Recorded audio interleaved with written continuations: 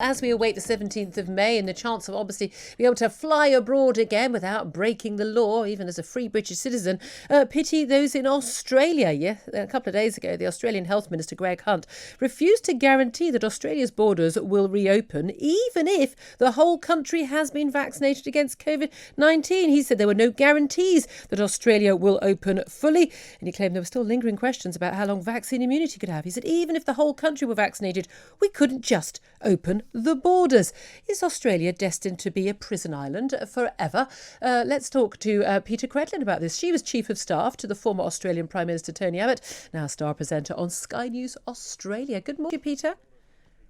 Good morning, great to be with you. Obviously, I can't travel anymore to see you, but nice to be with you remotely. Well, indeed. I mean, well, we're all both prisoners in our countries right now, but I've been able to leave my country a lot of the last year. Your country, the borders are completely closed. There are still 36,000 Australians overseas queuing up, waiting for a place in a quarantine hotel to return to their families and their homes in Australia.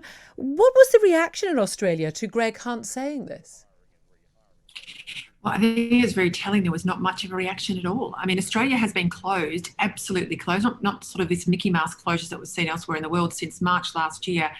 We are still under law closed until June. It's likely to be extended. We're told we're not going to have international travel well into 2023. And of course, if you do get an exemption to go overseas, you know, someone in the family is terminally ill or perhaps an important business meeting, you must come home and pay for yourself at around $3,500 for 2 weeks of mandatory hotel quarantine. And you're right, we've had over about 100,000 Australians return home, but about 35,000 of them can't get back. And it's been 12 months on now. But the politics of this pandemic, and, you know, I know Britain's an island as well, but it's playing out here, I think, to the worst of our Australian sensibilities in terms of being this this country that has a bit of an isolationist bent anyway. But the pandemic politics have played out with a lot of lockdowns, a lot of closures, border between states have closed, not just these international borders.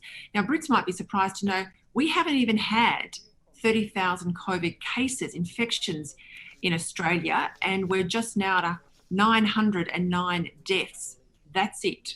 All up, end of story. And I think if you took a poll right now, Julia, people would say keep everyone out until everyone is vaccinated, and they're probably back in, the health minister. Well, but this is the extraordinary thing, isn't it? And a lot of people in Britain and in Europe and America are saying, holding up Australia and New Zealand as well as, you know, the perfect way to deal with a pandemic. You close your borders and you don't get many cases in, and you have quarantine, job done. But of course, Australia has seen lockdown after lockdown after lockdown whenever even one case appears.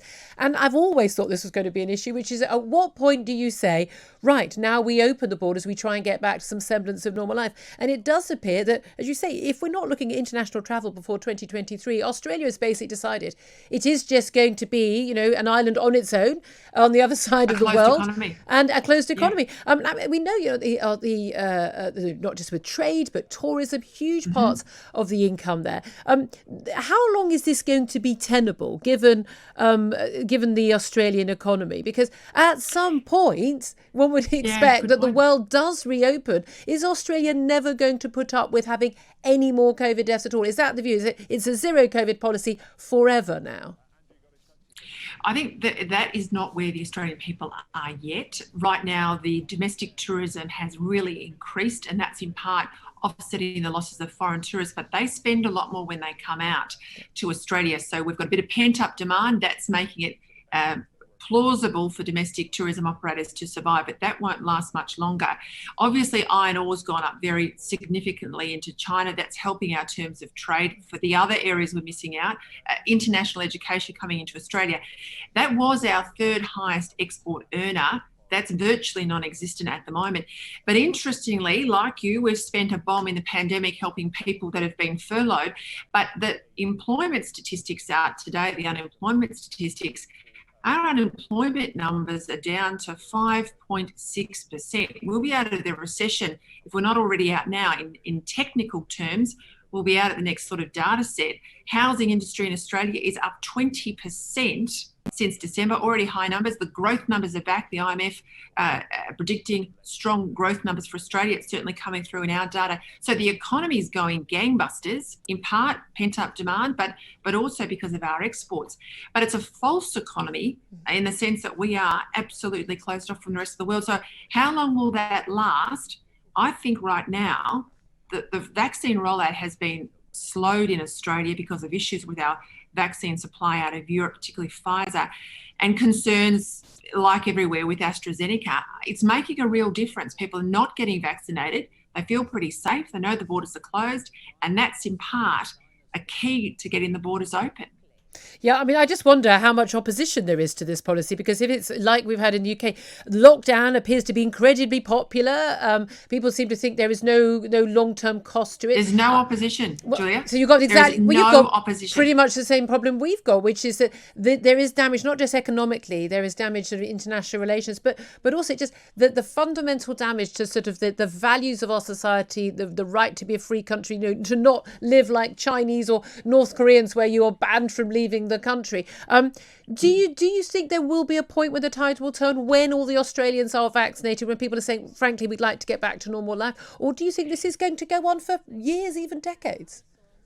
So I'm coming to you from Melbourne, which was the city that had the longest and hardest lockdown in the world last year for what you would regard as a handful of cases, but it made the nightly news here, and it was the politics of fear very much. We had nightly curfews. We couldn't travel more than 5 kilometres from our home. Thousands, tens of thousands of people got very heavy fines. We're talking about $5,000 fines, and business was on its knees. But Australians were home, tucked up in bed, and they actually felt good about the lockdowns. It's helped 2 state governments get returned in landslides. I don't think you're going to get a move of sentiment because fear has played into the Australian psyche here until we get the vaccinations done. And really, honestly, that's not going to happen until the end of this calendar year. Right, it's going to be absolutely fascinating. But I have to say, it's not the Australia that I think we all knew or loved anymore, if you ask me. Peta Credlin, a former Chief of Staff to Australian Prime Minister Tony Abbott, now absolute star presenter, as you can see why, on Sky News Australia. Great to joining us. I know you're going straight on air straight after this. Absolutely extraordinary. Really quick word from James Price from Hanover Communications, who's joining us this morning. I mean, so many people think, oh, well, Australia's done brilliantly. You close the borders, job done. They've been in lockdown sort of, for longer than most of us in Europe as well, over a handful of cases. And they're never coming out of it, as far as we can tell.